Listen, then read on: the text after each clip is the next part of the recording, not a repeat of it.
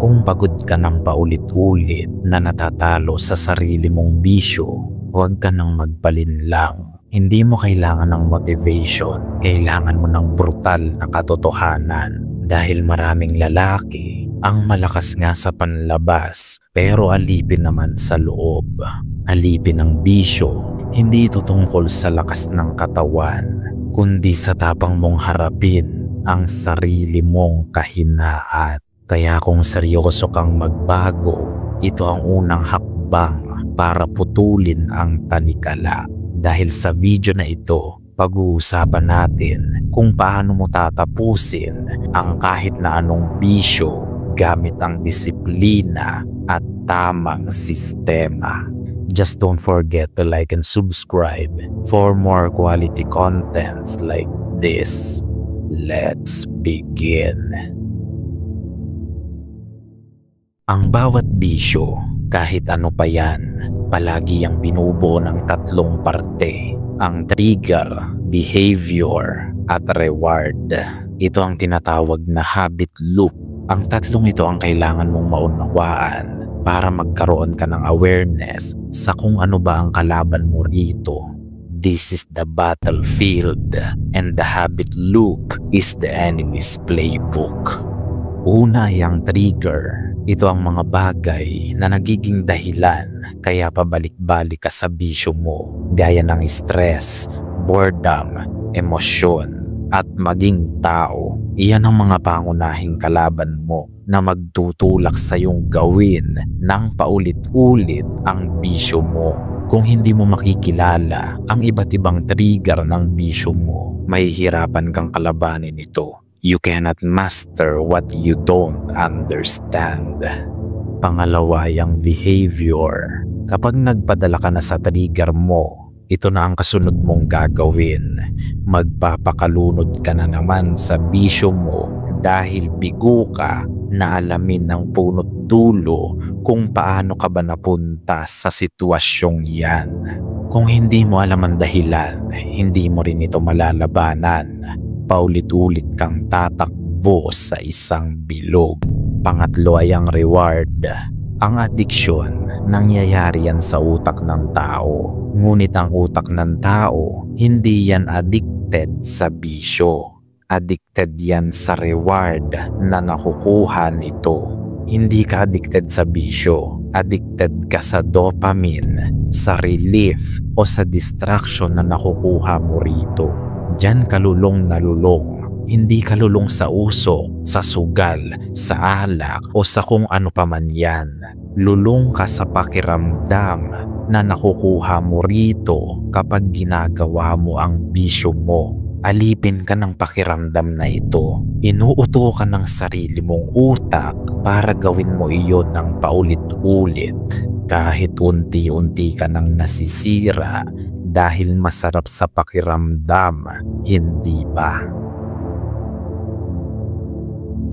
Habits run on autopilot. Maging good habit o bad habit man yan, palagi yang naka-autopilot.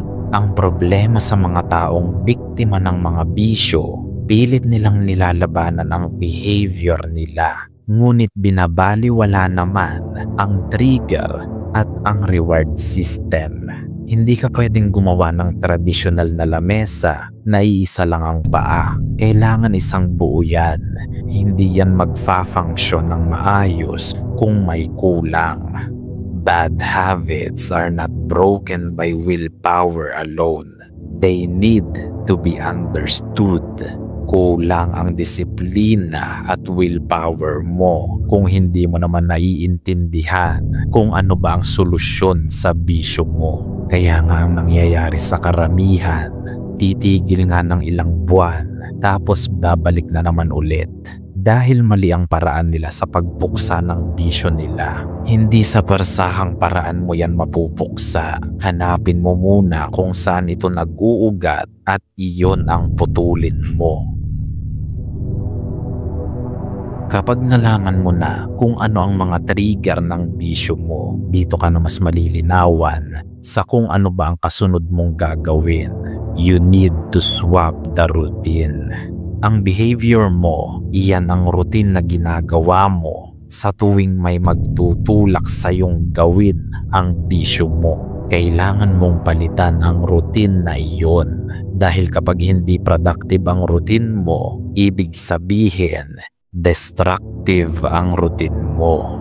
Imbis na magpakalunod ka sa bisyo, humanap ka ng mga bagay na pwede mong gawin bilang pamalit sa bisyo mo na matatawag namang productive. Masyado ka kasing maraming oras, kaya nakakapagbisyo ka pa. Tingin mo ba yung mga taong productive at successful, may oras pa kaya sila para magbisyo? Malamang wala. At iyan ang kulang sa'yo. Walang maayos na structure ang buhay mo, kaya ka nagiging pariwara at nalululong sa bisyo. May mga taong adik sa pag-gym, adik sa fitness, adik sa pagpaparami ng pera sa legal na paraan, adik sa hustle, tapos ikaw mukhang adik lang. Ang punto ko rito, hindi natin maaalis ang bisyo sa katawan natin, pero pwede natin itong palitan ng mas magandang bisyo. Your willpower is limited, but your environment can be your hidden weapon. Kung nais mo nang magbago, pero nasa maling environment ka, magiging imposible sa'yo yan. Gusto mo nang tumino, ngunit nakatira ka sa compound ng mga adik, hindi ka magtatagumpay niyan. Kailangan mong palitan ang environment mo. Kailangan mo ng environment na magiging mahirap sa iyo para bumalik sa bisyo mo. At ang cellphone mo, kasama rin sa environment yan. Kung ang addiction mo ay social media o porn, kailangan mong i-delete lahat yan. At gawing mahirap para sa iyo na magkaroon ng access sa mga ito habang gumagawa ka ng ibang bagay na makabuluhan upang mawalan ka ng oras sa mga dati mong bisyo. Tandaan mo, kapag nasa maling environment ka, puro mali rin ang magagawa mo. Hindi sapat ang disiplina o motivation para mabali ang bisyo mo. Dapat nasa tamang environment ka rin. Kaya nga para sa mga malala na ang tama, may mga rehabilitation center pa na tinatawag. Dahil mahalaga ang uri ng environment mo kung babaliin mo na ang bisyo mo. Environment beats motivation. Rearranging your surroundings can break loops silently. Kaya ginawa ko ang channel na ito upang maging isang munting espasyo para sa mga kalalakihan na gusto ng pagbabago sa buhay nila. Mga lalaking pagod ng maging alipin ng kahinaan, kamangmangan, kalibugan at kasuputan. Lahat ng content sa channel na ito ay puro at walang halong kabulastugan. Tanging mga bagay lang na makakatulong para sa iyo na umunlad ang kaisipan. Marami ng kalalakihan ang nagsalita at nagpatunay na nabago ang buhay nila mula nang mapadpad sila sa channel na ito. Marami ang nagising, tumalino at ngayon namumuhay ng marangal. Tandaan mo, ang bisyo hindi lang yan limitado sa alak, sigarilyo o sugal, dahil ang pinakadelikadong bisyo ay ang pagiging mahina at mangmang.